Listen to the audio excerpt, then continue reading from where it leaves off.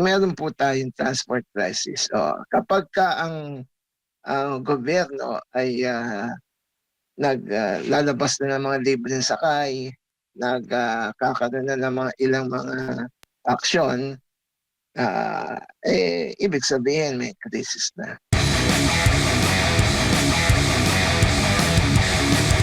Kumusta po ang ating mga commuters ngayon, attorney? Sa gitna nga po nitong krisis na nararanasan natin, ano ho ba yung madalas na mga reklamong inyo pong natatanggap? Ang NCSP ay nagmo-monitor sa sitwasyon at ang karaniwan ay yung hirap na makasakay, no? Yan ang ah, pinakakaraniwan. Ngayon, may mga pangilan-ngilan na ah, mga sumbong ng overcharging, no? At hindi lamang sa taxi kundi sa mga buses. At kapag may mga ganito kaming na-receive, pinagbibigay alam namin sa LTFRB. Ganun din kapag may mga ilang mga franchise violation na aside from overcharging, ganun din po, ipinapasa namin sa LTFRB for proper action. Opo. Yung nabanggit po ninyo ay na ang una, yung kakulangan ng masasakyan. Attorney, so ibig sabihin na may shortage po tayo sa mga pampasaherong sasakyan ngayon?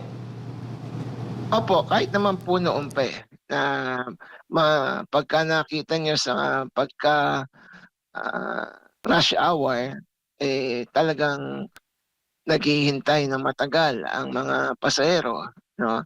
Either nakapila sila ng mahabang panahon o kaya nag-aabang ng matagal sa mga loading and unloading zone. So, perennial yan. At ngayon, lalong naging mabigat dahil sa mga nagtitigil pasada.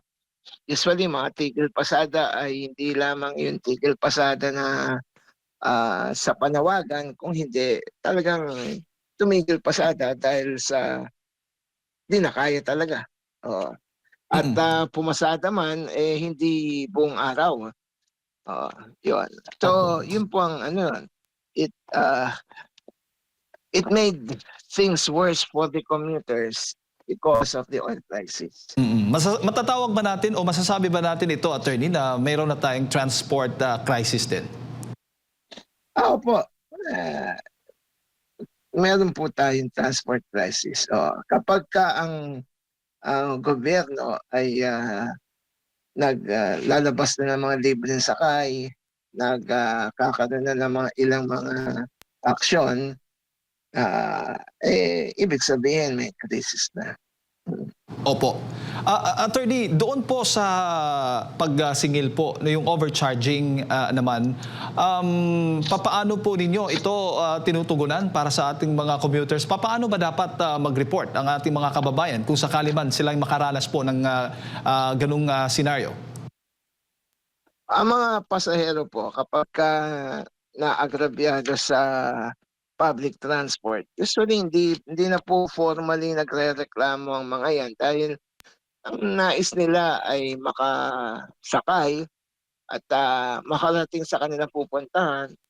Bihirang-bihira yun magpapaabala at formally magko-complain. Kaya naman ang ginagawa ng LCSP ay kapag kami gano'n, kami na po ang nagre-report sa hotline sa LTFRB, at ang LTFRB naman proactive din naman diyan, no? Proactive naman diyan na kapag kami mga ganyang uh, overcharging na i-post, nakita ng LTFRB, ay ina-actionan. Take the case yung Korean pop idol, hindi naman siya nagsumbong di ba? He posted sa social media niya, social media account, at antimano, nakadating yun sa LTFRB at inaksyonan. Ganun din sa mga iba, pag may aksidente, no? Kaagad naman natutugunan basta makadating sa LTFRB. So, ang payo natin sa mga pasahero, sakali namang, hindi kumbaga walang panahong demanda o what, iparating niyo po sa hotline ng LTFRB 'yan, 'no, or sa social media at, 'yan naman, makakarating po sa LTFRB at aaksiyunan po nila 'yan. Opo. So until now, attorney, habang tayo ay nasa ere ngayon, ay ganito pa rin, ganyan pa rin yung nararanasan. May talagang mahaba pa rin ang pila, kulang pa rin yung mga sasakyan at madalas pa rin yung mga overcharging na nare-report po sa inyo. Well, yun sa overcharging naman, hindi gano'n kadaming nakakarating sa'min dahil hindi naman kami gobyerno, 'no. Pero, pagka, itiningnan natin sa social media, 'no, meron pong mga gano'ng kaso. Ang ano diyan, pagka hindi ano, ika nga, hindi nag-post, hindi pinaalam, 'yan. 'Yan ang problema. Kaya, kailangan talaga ang ating public transport, eh, usually 'yan sa mga may discount na maibigay nila 'yan, 'no, maibigay nila 'yan, kasi kung hindi, that's overcharging. Opo. At siyempre, kamakailan lamang lang nagkaroon po ng baga transport strike ang ilang transport group, attorney. Kayo ho ba ay pumapabor doon sa kanilang mga panawagan na dapat magtaas po ng singil sa pamasahe dahil nga itong krisis na ito? Well, sa amin yung pagtaas ng pasahe, dapat last resort, 'no. Kinakailangan ay, ibigay yung mga ibang panawagan na katulad ng pagtanggal, pansamantala ng excise tax, ng VAT, na, ng,